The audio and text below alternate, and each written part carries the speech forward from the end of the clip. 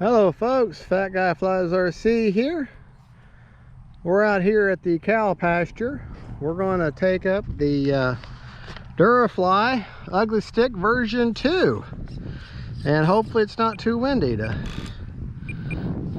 fly this plane.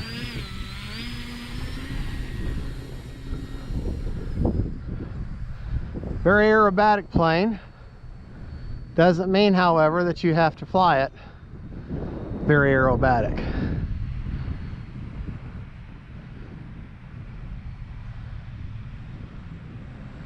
I'm running an AR 620 antennaless receiver in her right now with a 3000 milliamp, or sorry, 3200 milliamp Venom 3-cell in her. And right now I'm just trying to fly her with this wind here. Like I say, no kind of gyro or stabilization or anything with her, but she's doing just fine. Yeah, doing just fine in the wind. Another very efficient plane. Lifts right up.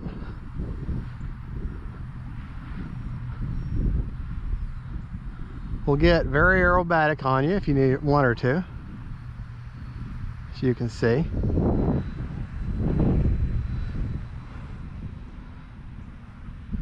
But in this uncontrolled wind and this craziness right now,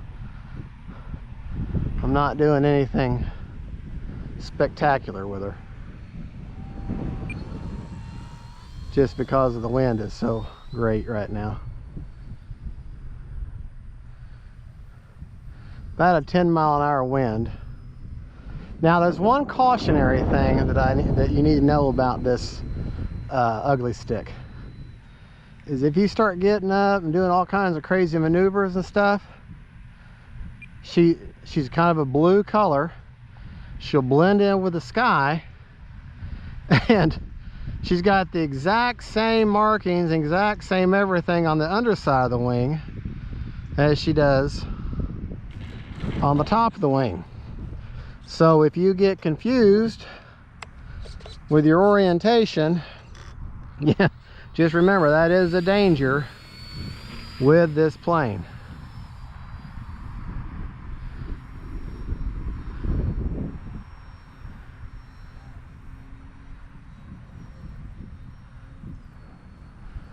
It's not a hard plane to fly by any means.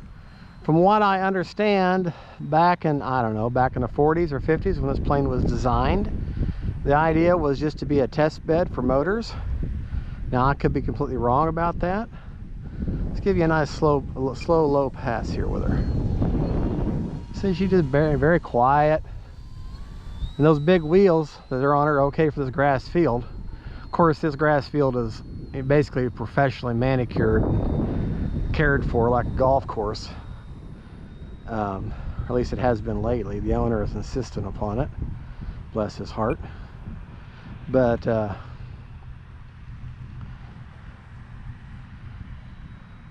it's a good plane to fly.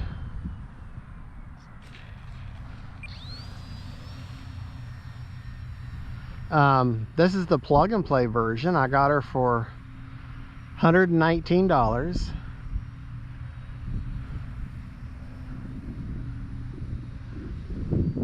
Oh, get up over the sun. Try not to get too blinded. All right.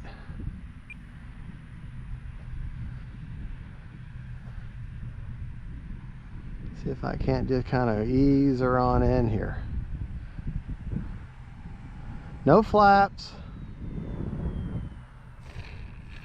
Oh yeah. Gotta love it. Gotta love it.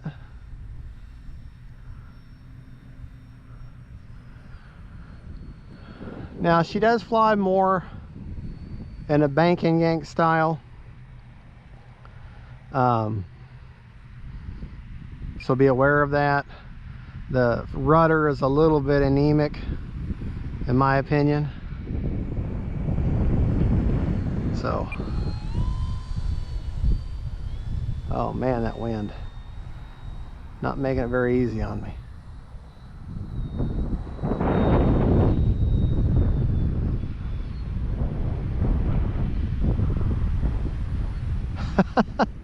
But sometimes the wind can be your friend.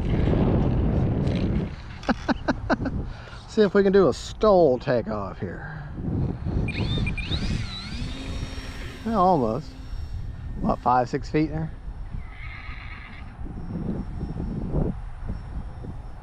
Now, what I don't want to do with this plane today is try to land with the wind.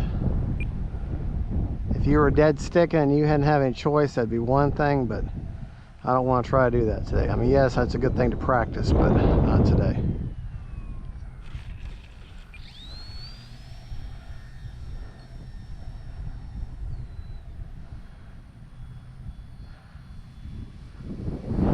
And the plane's a fairly light plane. Very sturdy construction. And for $119, I mean, rudder's more just for correction when you're for landing.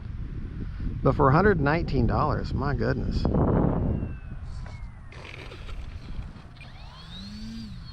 All right, let's see if we can do one more good landing.